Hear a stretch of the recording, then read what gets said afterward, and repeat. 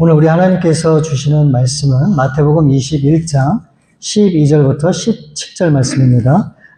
마태복음 21장 12절부터 17절 말씀 제가 봉독해 드리겠습니다. 예수께서 성전에 들어가사 성전 안에서 매매하는 모든 사람들을 내쫓으시며 돈 바꾸는 사람들의 상과 비둘기 파는 사람들의 의자를 둘러 엎으시고 그들에게 이르시되 기록된 바 내 집은 기도하는 집이라 일컬음을 받으리라 하였거늘 너희는 강도의 소굴을 만드는도다 하시니라. 맹인과 전원자들이 성전에서 예수께 나오매 고쳐주시니 대제사장들과 서기관들이 예수께서 하시는 이상한 일과 또 성전에서 소리질러 호산나 다윗의 자손이여 하는 어린이들을 보고 노하여 예수께 말하되 그들이 하는 말을 듣느냐. 예수께서 이르시되 그렇다. 어린 아기가 젖먹이들의 입에서 나오는 찬미를 온전하게 하셨나이다 함을 너희가 읽어본 일이 없느냐 하시고 그들을 떠나 성 밖으로 베다니에 가서 거기서 유하시니라. 아멘. 아멘. 성전을 회복하라 라고 하는 제목으로 우리 함께 말씀을 나누겠습니다. 여러분, 오늘이 종려주일이죠. 종려주일이 어떤 날인가? 예수님께서 십자가에 달려 죽으시기 위해서 이제 예루살렘에 들어가셨는데 바로 예루살렘에 들어가신 그날을 기념하는 날이 바로 종려주일입니다. 예수님께서 나귀를 타시고 이제 생애 마지막으로 예루살렘을 들어가실 때 수많은 사람들이 예수님 앞에 나와 종려나무가지를 흔들면서 호산나 호산나 예수님의 오심을 환영하는데 우리가 여기서 잠깐 생각해 볼 것이 있습니다. 예수님은 공생애 동안에 여러분 몇 번이나 예루살렘에 가셨을까요? 마태, 마가, 누가 공간복음을 보게 되면 예수님께서 십자가에 죽으시기 위해서 예루살렘에 올라가셨다라고 하는 것이 한 번만 나와요. 근데 요한복음에 보게 되면 예수님이 3번의 유월절을 지키기 위해서 예루살렘에 올라가셨다라고 그렇게 성경에 기록하고 있어요. 그러니까 예수님은 최소한 예루살렘을 몇 번 가셨다고요? 3번은 가신 거예요. 3번은.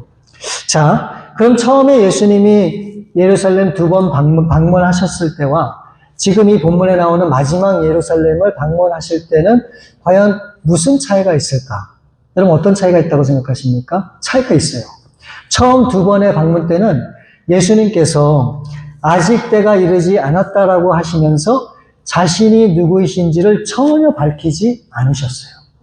그런데 이 마지막 예루살렘을 들어가시면서는 우리 예수님께서 당신이 누구신지를 직접 밝히시는 내용이 나옵니다. 자, 마태복음 21장 1절부터 3절 말씀에 보면 이렇게 되어 있어요. 그들이 예루살렘에 가까이 와서 감람산 벳박에 이르렀을 때 예수께서 2 제자를 보내시며 이르시되 너희 맞은편 마을로 가라. 곧 매인 나귀와 나귀 새끼가 함께 있는 것을 보리니 풀어 내게로 끌고 오라. 만일 누가 무슨 말을 하거든 주가 쓰시겠다 하라. 그리하면 즉시 보내리라 하시니. 이제 예수님과 그의 제자들이 예루살렘 가까이 왔을 때 예수님께서 2명의 제자를 이 맞은편 마을로 보내요. 그러면서 이렇게 말씀을 하십니다. 거기 가면 묶여있는 나귀와 그 나귀 새끼가 있는데 그것을 풀어서 내게로 갖고 오라는 거예요. 만일 어떤 사람들이 도대체 뭐 하는 거냐라고 그렇게 물으면 어떻게 얘기하라고 얘기합니까? 주께서 쓰시겠다라고 그렇게 얘기를 하라는 거예요. 여러분 여기서 예수님께서 자신이 누구인지를 분명히 말씀하세요. 주라고 얘기하고 있어요.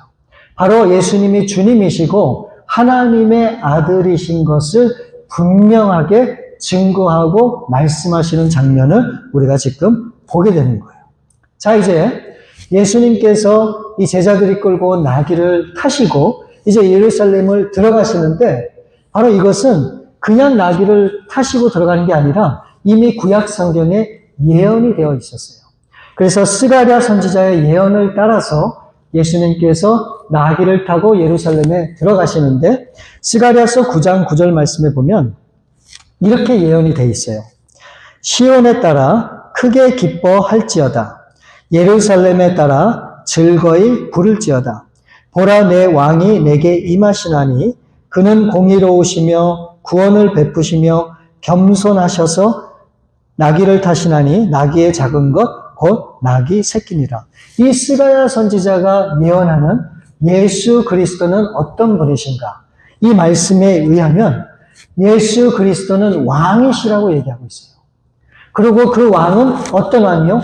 공의롭다고 얘기하고 있어요. 그리고 이 왕은 백성들에게 구원을 베푸실 왕이라고 말씀을 하시며 또 무엇보다 이 왕은 어떤 왕이요? 겸손한 왕이라고 그렇게 증거하고 있는 겁니다. 그렇기 때문에 예수님께서 어떻게 해요? 나귀를 타고 예루살렘에 오실 것이다 라고 하는 것을 그 오래전에 이 스가랴 선지자를 통해서 예언을 하게 하셨던 겁니다. 여러분, 고대 세계에서는요, 왕이나 이 장군이 전쟁에 나가서 승리하고 돌아올 때 무엇을 타고 들어오느냐가 굉장히 중요해요. 예를 들어서 그 왕이나 장군이 말을 타고 들어오면 그게 어떤 의미가 있는가? 나는 정복자고 승리자다라고 하는 그런 의미가 있는 거예요. 그런 반면에 나귀를 타고 들어온다. 그럼 이거는 무슨 의미가 있냐면 나는 평화를 전하는 자다라고 하는 그런 의미로 사람들이 이해하고 받아들였다라고 하는 것을 우리가 알 수가 있어요. 그렇기 때문에 이 스가랴 선지자가 예언한 이 예언의 말씀은 너무나도 분명합니다. 확실해요. 앞으로 오실 예수 그리스도는 이 세상을 정복하기 위해서 오실 왕이 아니라 죄와 죽음으로부터 구원하러 오실 평강의 왕, 또 겸손의 왕이라고 하는 것을 분명히 말씀하고 있어요. 저는 이 말씀을 묵상하면서 정말 여러 가지 것을 생각하게 됐어요. 그래서 제가 다시 한번 오늘 우리 교회와 또 오늘날 신앙생활을 하는 우리 모든 크리스천들에 대해서 다시 한번 좀 생각하는 그런 시간을 갖게 되었습니다. 여러분, 우리 교회와 우리 믿는 사람들이 이 세상을 바라보는 시각은 어떻습니까? 또 우리가 이 세상에 전하고 싶은 우리의 메시지가 여러분 무엇이라고 생각을 합니까? 어떤 사람들은 이 세상을 정복해야 될 세상으로 그렇게 바라보는 사람들이 있어요. 그렇기 때문에 이 세상의 모든 부조리, 또 불법, 이 모든 죄와 맞서서 싸워야 된다고 그렇게 생각을 합니다. 그렇기 때문에 이 사회의 모든 이 악을 규탄하고 그 죄악을 없애기까지 어떻게 해야 된다고요? 투쟁을 해야 된다고 생각하는 그런 크리스천들이 있어요. 그러니까 그런 사람들은 사회의 부조리나 죄악들을 보면 참지 못해요. 불의에 대해서 가만히 있을 수가 없는 거죠. 그럼 그런 사람들은 어떻게 됩니까? 교회만 예를 들어서는 안 돼요. 픽켓 들고 나가야 돼요. 세상으로. 그리고 우리 크리스천의 목소리를 내야 된다라고 그렇게 믿는 분들이 분명히 있습니다. 그럼 제가 한번 질문을 드려볼게요. 여러분 정말 중요한 얘기입니다. 잘 생각해 보세요. 만일 우리 교회와 믿는 사람들이 그런 신앙과 믿음을 가지고 이 세상에 나가서 그렇게 살면 과연 여러분들이 그렇게 산 대로 이 세상이 변화되고 복음이 전해지고 예수님을 믿는 사람들이 정말로 날마다 더해질까요? 이 세상의 죄악에 대해서 정죄하고 판단하고 그 죄악을 없애기 위해서 우리가 끊임없이 심판하고 그런 모습으로 우리가 살아가면 과연 이 세상이 변하겠냐고요. 그리고 그렇게 함으로써 수많은 안 믿는 사람들이 주 앞에 나오겠느냐는 것입니다. 여러분, 왕이신 예수님께서는 말이 아닌 나귀를 타고 이 땅에 오셨다라고 하는 것을 우리는 정말로 깊게 한번 생각해 봐야 돼요. 얼마든지 예수님께서 말을 타고 하나님의 아들로서 당당하게 이 세상에 오실 수도 있었음에도 예수님은 그 길을 택하지 않으셨다고 하는 거예요. 그럼 예수님이 선택한 길은 무엇인가? 에베소서 2장 14절부터 16절 말씀에 나와 있어요. 제가 한번 읽어드릴게요. 그는 우리의 화평이신지라 둘로 하나를 만드사 원수된 것 곧 중간에 막힌 담을 자기 육체로 허시고 법조문으로 된 계명이 율법을 폐하셨으니 이는 이 둘로 자기 안에서 한 세의 사람을 지어 화평하게 하시고 또 십자가로 이 둘을 한 몸으로 하나님과 화목하게 하려 하심이라. 원수된 것을 십자가로 소멸하시고. 예수님께서 택하신 하나님의 방법은 무엇인가? 예수님은 화평을 택하셨어요. 이 화평이야말로 이 세상과 하나님 사이에 막혀있는 이 모든 담을 이 예수님이 십자가에서 자신의 육체로 허시고 패하시고 소멸하셨다라고 그렇게 말씀하고 있습니다. 이 세상의 구원과 화평, 이 평강을 위해서 겸손한 왕의 모습으로 나귀를 타고 이 십자가 앞에 나가셨는데 바로 그분이 예수님이었다라고 하는 것을 이 스가랴 선지자가 이 구약에서 미리 예언을 하고 있는 거예요. 여러분, 오늘날 우리 사회는 안 보이는 담이 있어요. 믿는 사람들 사이에서도 있고 세상 사람들과도 있고 교회와 세상과도 그런 담들이 있어요. 그런 담들 때문에 우리가 싸우고 다투고 시기하고 질투고 그래서 전쟁도 일어나고 평화가 같지 않는 그런 삶을 우리가 살아가고 있단 말이에요. 여러분, 그런 막혀있는 그런 세상을 향해서 우리가 어떤 태도와 자세를 가지고 이 세상을 향해서 나가야 되겠습니까? 바로 예수님이 보여주신 평강을 전하고 화평의 삶으로 이 세상과 하나님 사이에 가려막혀 있는 모든 담을 허무는 그 일에 우리가 쓰임받는 삶을 살아야 된다라고 하는 것을 분명히 말씀하고 있는 거예요. 그래서 여러분, 이 세상을 변화시킬 수 있는, 안 믿는 사람들을 주께로 인도할 수 있는 유일한 방법 중에 하나가 그게 화평이에요. 그래서 발복 중에 화평케 하는 자는 어떤 사람이라고요? 하나님의 아들이라 일컬음을 받을 거라고 그렇게 말씀을 하셨단 말이에요. 여러분, 끊임없이 자기가 옳다고 주장하는 사람들이 서로 부닥치게 되면 누가 이길까요? 끝이 없어요. 여러분이 계속 옳다고 주장하는 것을 이 세상에 계속 전하면 이 세상 사람들이 바뀔까요? 절대로 그런 일이 있을 수가 없어요. 오로지 이 세상을 변화시키고 바꿀 수 있는 유일한 방법이 있다면 바로 화평으로 오신 예수님의 화평을 증거하고 전하는 거예요. 그래서 우리는 이 세상에 대해서 절대 우리의 마음 문을 닫아서는 안 돼요. 우리 교회도 마찬가지고 여러분도 마찬가지예요. 아무리 세상 사람들이 믿게 보이고 저들이 하는 말이나 행동이 정말 얄밉게 보여도 우리는 그것을 사랑으로 품어야 돼요. 감싸 안아야 돼요. 끌어안아야 돼요. 그래야지만 거기서 복음이 전해지고 하나님의 사랑이 전해지면서 그 사람들이 이 세상에 마음을 열고 주께로 나올 수 있다라고 하는 거예요. 바로 이것을 보여주신 분이 바로 우리 예수님이세요. 왕이지만 이 세상을 정복하고 다스리기 위한 그런 위엄을 갖고 오신 분이 아니라 겸손하고 낮아진 모습으로 우리 가운데 오셔서 하나님의 나라를 이뤄가시는 일에 화평케 하는 일로 이 세상에 복음을 증거하신 그런 예수님의 모습을 우리가 볼 수 있게 되는 겁니다. 자, 이제 예수님께서는 이 십자가의 구원 계획을 완성하기 위해서 이제 예루살렘에 들어가십니다.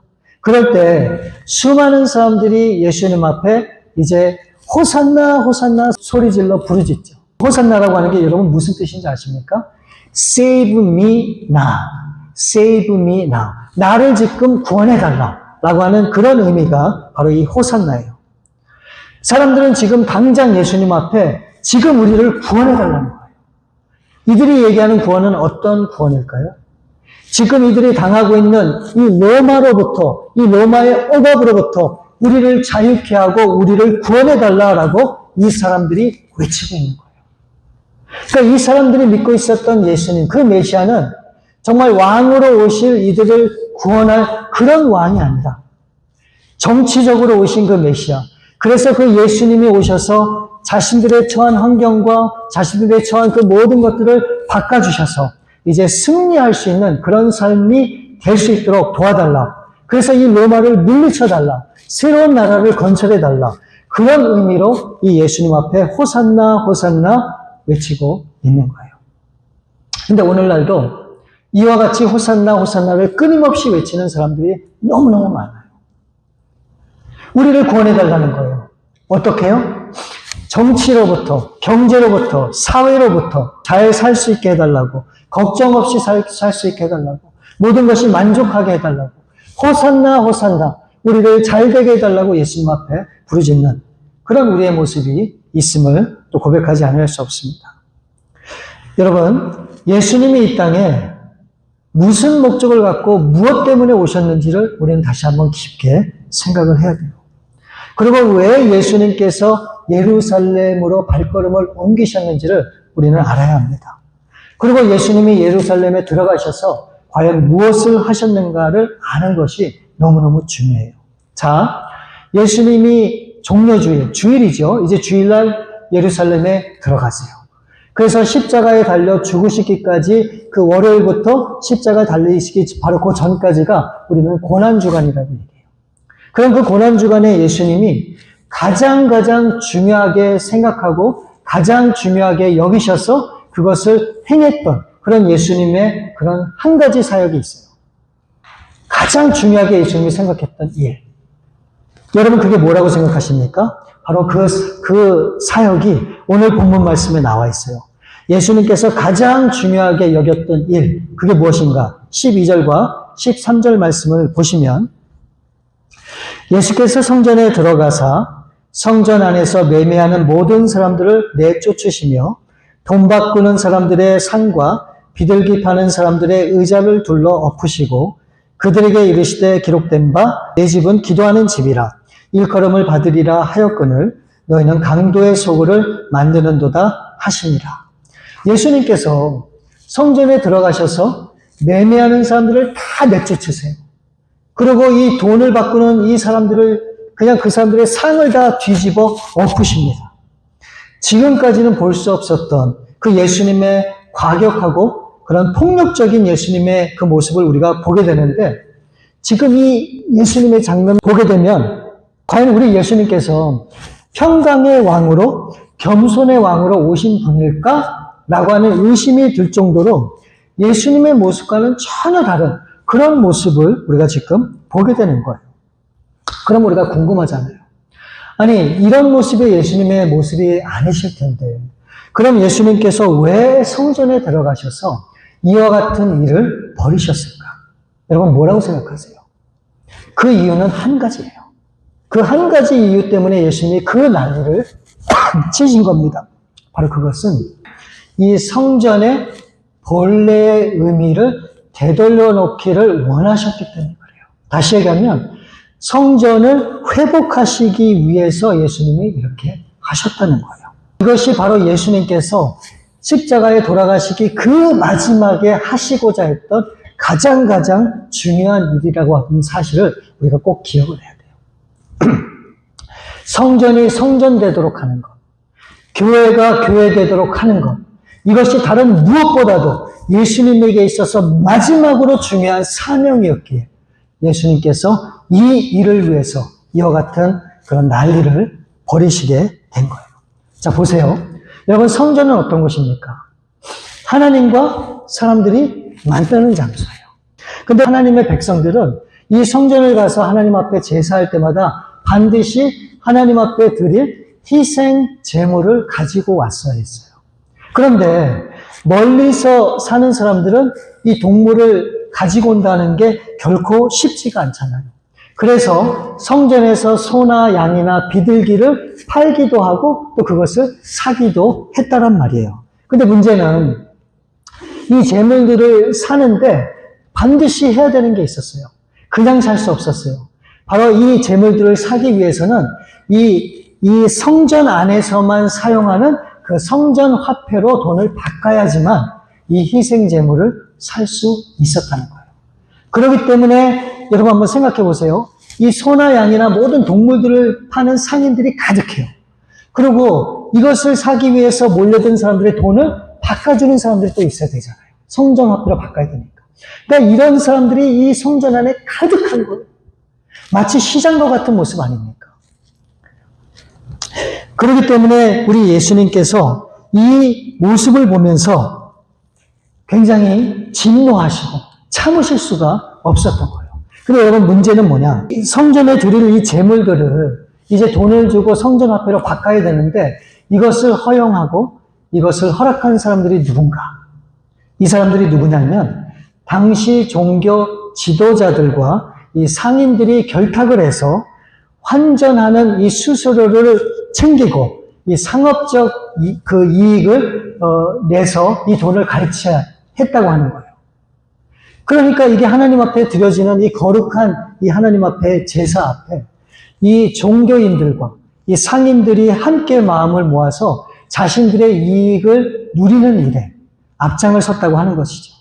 그러니까 이 하나님 앞에 예배드리는 이 공간이 돈벌이하는 장소로 완전히 전락하게 되었다는 거예요. 그래서 예수님께서 그 성전을 보시면서 뭐라고 말씀하시는가? 강도의 소굴이 되었다고 예수님이 한탄하시면서 그 모든 상을 뒤엎고 그 돈 파는 사람들의 그 모든 것들을 다 뒤집어 엎고 그 사람들을 다 내쫓은 거예요. 자, 그러면서 예수님께서 이렇게 말씀을 하세요. 13절 말씀에 보면 그들에게 이르시되 기록된 바 내 집은 기도하는 집이라 일컬음을 받으리라 하였거늘 너희는 강도의 소굴을 만드는도다 하시니라. 자, 여러분 지금 이 상황을 한번 생각해 보시기 바라요. 지금 하나님 앞에 제사하기 위해서 수많은 사람들이 지금 성전에 모여 있어요. 그런데 갑자기 예수님이 모든 상을 뒤집고 그 상인들을 다 내쫓고 난리에 난리를 치셨잖아요. 그런 상황이란 말이에요. 그러면서 이렇게 말씀을 하시는 거예요. 내 집은 기도하는 집이다 라고 예수님이 그렇게 선언을 하자마자 여러분 어떤 일이 생기게 되는가? 놀라운 일이 일어나요. 14절 말씀을 보시면 맹인과 저는 자들이 성전에서 예수께 나아오매 고쳐주시니 앞을 보지 못하는 맹인들, 저는 사람들, 장애인들을 얘기하잖아요. 그러니까 육체적으로 신체적으로 이상이 있고 또 병이 있거나 이런 사람들이 하나님 앞에 나와서 어떻게 했다고요? 고침을 받았다는 거예요. 근데 이게 말이 안 되는 거예요. 말이 안 되는 거예요. 왜 그러는가? 여러분, 병이 있거나 육체적인 신체의 결함이 있는 사람들은 성전에 나올 수 있을까요? 없을까요? 없어요. 없어요. 유대인들이나 이런 사람들은 육체적인 병이 든 이런 사람들을 부정한 자들로 여겼어요. 부정한 자들로. 그렇기 때문에 성전에 들어가는 것이 그 사람들에게는 율법으로 금지가 되었던 거예요. 그러니까 실제적으로 이 육체적으로 고통을 당하는 이런 사람들, 또 육체적뿐만 아니라 여러 가지 정말 병이나 그런 것 때문에 정말 고통을 당하는 그런 사람들은 하나님 앞에 나가서, 하나님 성전에 나가서 예배를 드릴 수 없었다는 거예요. 그런데 예수님께서 그 모든 상인들과 그런 것들을 다 내쫓으시고 내 집은 기도하는 집이라고 말씀을 하시면서 그 사람들이 기도하는 집이 우리 하나님의 전이구나. 나도 나갈 수 있겠구나. 라고 성전에 모여들 때 예수님이 그 사람들을 위해서 기도할 때 어떤 일이 일어났다고요? 그 모든 사람들이 고침을 받았다는 거예요. 여러분, 예수님이 마지막 때 우리에게 전해주시고자 하는 성전의 의미가 뭔지를 우리는 분명히 알아야 돼요. 여러분, 성전은 어떤 특정한 사람들만 나오는 것이 아니라 어떤 사람들이든지 자기에게 상관없이 누구나 나올 수 있는 곳이 성전이라고 하는 거예요. 그렇기 때문에 성전 안에서는 어떤 사람도 차별해서는 안 된다는 거예요. 어떤 사람도 예외가 없다는 거예요. 그렇기 때문에 성전에 나오는 사람마다 우리가 다 같이 고침을 받고 회복되고 살아나는 역사가 나타나는 곳이 성전이라고 하는 것을 마지막 예수님이 십자가에 달려 돌아가시기 전에 우리에게 주시는 메시지예요. 여러분, 교회가 어떤 것입니까? 교회는 누구에게나 열려있는 곳이에요. 누구나 자연스럽게 나올 수 있는 곳이에요. 그리고 누구든지 하나님 앞에 마음을 다해서 나가면 그 하나님이 고쳐주시고 치유하시고 회복해주는 그런 놀라운 은혜를 경험할 수 있는 곳입니다. 그러니까 여러분, 문제가 있거나 어려움이 있거나 여러분의 일상을 살아가다 당하는 여러 가지 고통이 있을 경우에 여러분 끙끙 앓지 마시고 하나님 앞에 나왔을 때 그것을 알으셔야 돼요. 그리고 그것을 전적으로 하나님 앞에 맡기고 기도하며 간구하며 나갈 때 우리 하나님께서 고쳐주는 그 장소가 바로 이 성전이 된다고 하는 것을 말씀해 주시는 거예요. 그러니까 이 성전은요, 우리가 치유받고 고침을 받고 회복되고 우리의 다운됐던 우리의 인생이 다시 한번 살아나는 곳이 이 하나님의 교회라고 하는 것을 말씀해 주시는 거예요. 그게 우리 교회라는 거예요.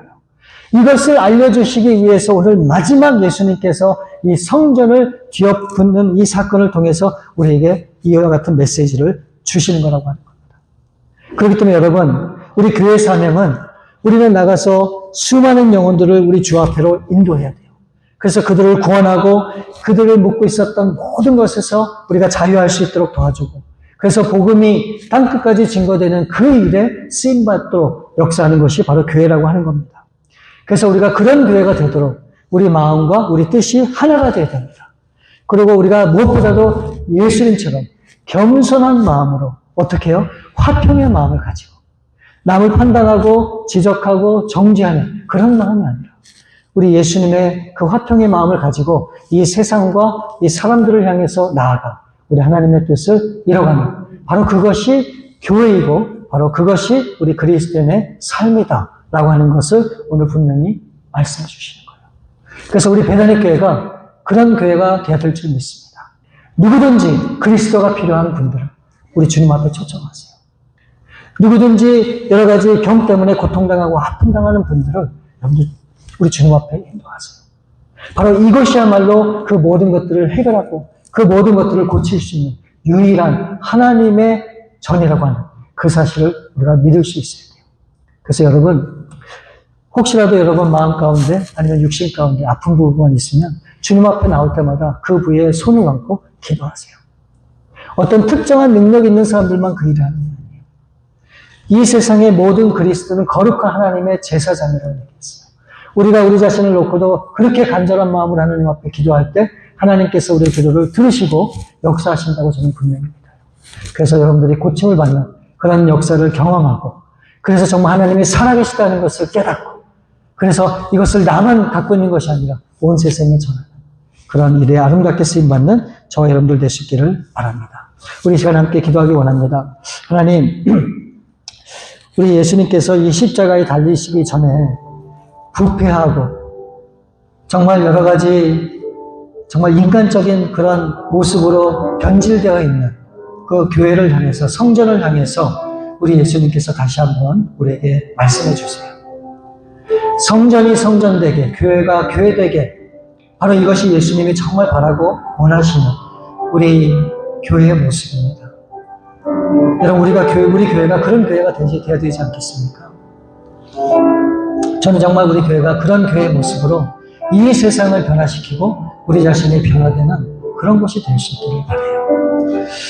그래서 이 시간에 우리 그렇게 기도합니다. 하나님, 정말 나 자신이 그렇게 변화되고 정말 기쁨으로 주님을 섬기고 또 그와 같은 마음으로 이 세상을 향해 나가 우리 하나님의 사랑을 전하는 그런 사람이 되도록 하나님 도와주옵소서. 우리 그런 마음으로 간절히 기도하시겠습니다. 아버지 하나님 감사합니다. 우리 예수님께서 이 땅에 이제 십자가를 지시기 전에 예루살렘에 들어가셔 성전을 보시며 한탄하시고 그 성전에 잘못된 모든 변질된 것들을 다 때려 엎으시고 정말 하나님의 교회 성전이 무엇인지를 우리 가운데 분명히 알려주셨습니다. 아버지 하나님, 오늘 우리 교회도 정말 그런 모습이 있지는 않나 우리가 다시 한번 생각해 볼 수 있기를 원합니다. 사람들에 의해서 좌지우지되고 사람들의 생각과 마음이 우선시되는 정말 서로가 질타하고 정죄하고 또 판단하여 서로 아픔이 있고 상처가 있는 그런 모습은 우리 가운데 없는지 이것은 우리 예수님께서 바라고 원하시는 성전의 모습이 아님을 우리가 다시 한번 기억하며 정말 평강의 왕, 평화의 왕, 화평의 왕으로 이 땅에 오신 그 예수님의 모습을 기억하며 우리도 겸손한 마음으로 이제 주님 앞에 나가는 저희들 될 수 있기를 원합니다. 우리 베다니 교회가 작지만 하나님 그런 모습으로 이 세상을 변화를 일으키는 그런 교회로 쓰임받을 수 있기를 원합니다. 우리 사랑하는 성도님들 정말 큰 능력은 없다 할지라도 정말 그런 심정과 마음으로 이 세상을 향해 변화를 꿈꾸며 나가는 귀한 성도님들 될 수 있기를 원합니다. 오 하나님 우리를 사용해 주옵소서. 우리를 통해 역사해 주옵소서. 이 아버지는 죄악으로 가득 찬 이 세상을 향해 이 세상이 잘못됐다고 말하지만 말고 우리가 묵묵히 기도하며 평화를 전하며 화평을 가지고 이 세상 가운데 다가가 우리 주님의 귀한 사랑을 나누는 우리 귀한 백성들 다 될 수 있도록 우리 주님 함께 해 주옵소서. 우리 참으로 좋으신 아버지 하나님 감사합니다. 오늘 예수님께서 이 성전을 정화하시는 그 장면을 통해서 우리에게 주시는 그 메시지가 무엇인지를 우리가 다시 한번 생각해 보았습니다. 아버지 하나님, 오늘 우리 교회 가운데 우리가 버려야 할 것, 우리가 내려놓아야 할 것이 또 뭐가 있는지 다시 한번 살펴보길 원합니다. 아버지, 우리 교회가 교회되고 정말 이 성전이 성전되어 하나님의 영광만이 나타나고 하나님의 영광만이 정말 많은 사람들에게 증거되는 그런 교회로 세워질 수 있기를 원하오니 하나님, 정말 우리가 정결하고 깨끗하고 거룩한 모습으로 정말 우리 주님 앞에 변화를 꿈꾸며 소망 가운데 나가는 우리 귀한 성도님들 다 될 수 있도록 우리 주님 함께하여 주시옵소서. 모든 것을 우리 주 앞에 감사함을 드리었고 우리 거룩하신 주 예수 그리스도의 이름으로 기도 올려옵나이다. 아멘. 아멘.